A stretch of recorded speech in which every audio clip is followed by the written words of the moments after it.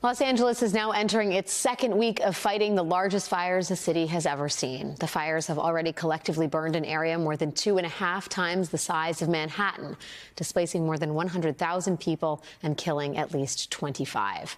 So while those fires are still actively burning, while authorities are literally still searching burned out houses for the dead, how is the Republican leader of the House, Mike Johnson, how is he responding? He's threatening to hold hostage federal disaster aid. I think there should probably be conditions on that aid. That's my personal view. We'll see what the consensus is. I haven't had a chance to socialize that with any of the members over the weekend because we've all been very busy, but it'll be part of the discussion for sure.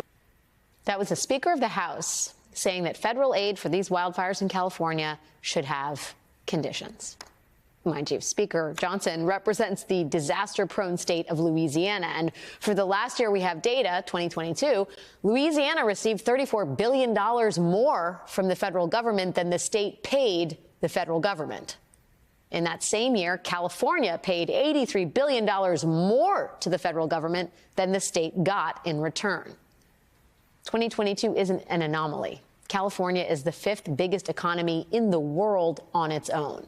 The state literally subsidizes the rest of this country year after year. But because California is a blue state, Republicans want it to have California bend to the will of the GOP in order to get disaster relief.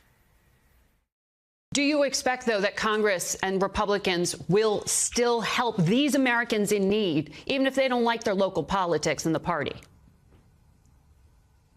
I expect that there will be strings attached to money that is ultimately approved. We will certainly help those thousands of homes and families who have been devastated, but we also expect you to change bad behavior. They don't deserve anything, to be honest with you, unless they show us they're going to make some changes. Not to belabor the point here, but the Republicans you just heard there were Senator John Barrasso of Wyoming, Representative Zach Nunn of Iowa, and Senator Tommy Tuberville of Alabama. All representatives of red states that receive far more money from the federal government than they give the federal government. While, again, the blue state of California literally subsidizes their existence. Just last month, Congress allocated $100 billion in disaster relief to help the 6 states impacted by Hurricanes Helene and Milton.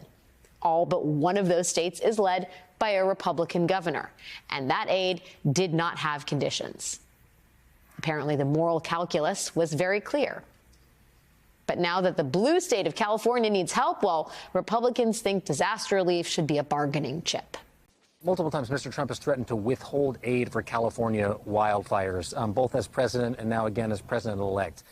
Are you worried that he might actually do that? Well, I mean, he's done it in Utah, he's done it in Michigan, did it in Puerto Rico. He did it to California back before I was even governor in 2018, until he found out folks in Orange County voted for him, and then he decided to give the money. That was California Governor Gavin Newsom speaking about his fears that as of next week, his state's recovery will be in the hands of President-elect Donald Trump. House Speaker Mike Johnson and even some Republican members of California's own congressional delegation have signaled that they may demand conditions before sending any more relief money to California. Conditions that, at least according to Speaker Johnson, reportedly may include tying recovery money to one of Donald Trump's key political demands, raising the debt ceiling.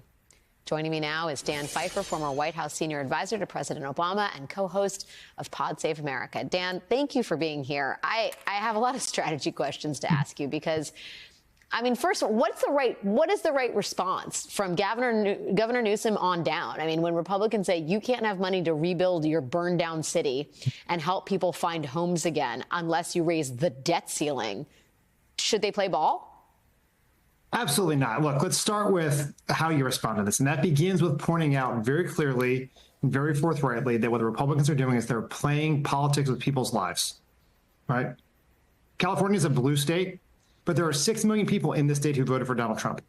Those are the people they are denying aid to as well. And so we should call that out. We should point out that every other time strings have not been put on aid for states, because that is what we do in this country, because the fires may be in California, but the impact of that is felt across the country, just like with hurricanes in North Carolina and hurricanes in Florida. So we just have to call out what they're doing here. And then you get to the specific point of the debt ceiling, right? That is an absurd idea. I'm not sure that idea is going to fly. I don't know that the Freedom Caucus is going to fall for that. I don't think the Senate's going to fall for that. But we should call that out again, right? This is about people's lives. People need help now. And trying to use the lives and livelihoods of people suffering from one of the worst wildfires in this country's history to solve a political problem for Donald Trump is ridiculous. But we have to be vocal about that fact. I'm with you. I mean, if past his prologue, Trump was convinced to release disaster aid when his aides pointed out, like, oh, Orange County was affected and they voted for you. But you now have members, as Politico is reporting, of California's Republican congressional delegation saying, yeah, no, you should tie disaster relief to a debt ceiling raise, or you should establish preconditions before you release the funds. I mean, it seems like Trump's and his allies, the misinformation they've been spinning about Democratic mismanagement of the state has caused even Republicans in the state to believe the lies enough so that they're willing to sort of sacrifice the immediate release of relief aid. I guess I wonder how much you think misinformation is giving Republicans a leg to stand on here. The suggestion that Governor Newsom didn't let enough water into the state because he was protecting Smelt Row or whatever, all of which Governor Newsom has set up a website to debunk. But like, how critical is that as a kind of foundational aspect to the denial of aid?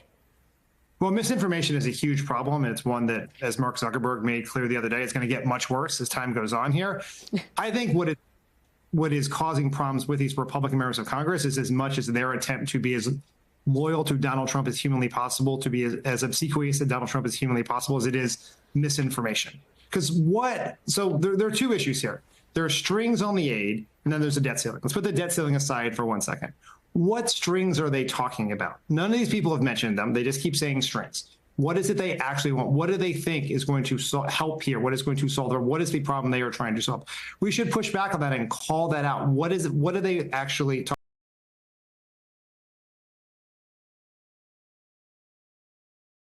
Northern California doesn't go to Southern California. It's not where the water comes from. The reservoirs are full. There are answers to all these things, but we have to push the Republicans, specifically the Republican members of Congress from California, on what it is they're actually talking about here. So they're not just vomiting up talking points in the hope of getting invited to a White House reception in 2 weeks.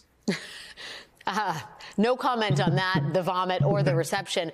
But I wonder what you think the road ahead looks like for blue state governors, independent of, for this particular disaster in California, as Trump tries to use the federal government tries to weaponize the federal government to enact his political agenda. If you're a blue state governor and Trump wants to conduct federal mass deportation or workplace raids in your state and you want to stand against it, but you also need help from the federal government, or at least cooperation on urgent matters, whether it's disaster aid or something like that, is there a calibration? Is there a choreography here? Can you do both? Can you both be an adversary to Trump and serve your state in a time of need? Do you think such a thing is possible, knowing what you know about Donald Trump? It's a tricky balancing act, and Governor Newsom's in a very challenging position here. He has been aggressive about pushing back on some of the misinformation, for calling out, as in the clip you played, the previous time Donald Trump has played politics with disaster aid. But he also has Trump coming to his state next week. And he knows that, unlike in any previous presidency, other than Trump's previous one, politics are going to play a role here. And you have to sort of walk that fine line. Ultimately, I think Democrats cannot, avoid calling out Trump for what he is doing when it's wrong, right? You have to do your politics. We saw a lot of people doing this during COVID, unfortunately, about whether you're going to get PPE or masks or whatever else from the federal government when Trump was president. But you're going to have to walk a fine line. One thing I think Democratic governors can do here, and I think Newsom has done a pretty good job of this, is in times of crisis, when there is misinformation flying at you at all times, the way to respond to that is to over-communicate, to be out all the time, as much press as you possibly can, to grab every single microphone and bullhorn you can find and shout out the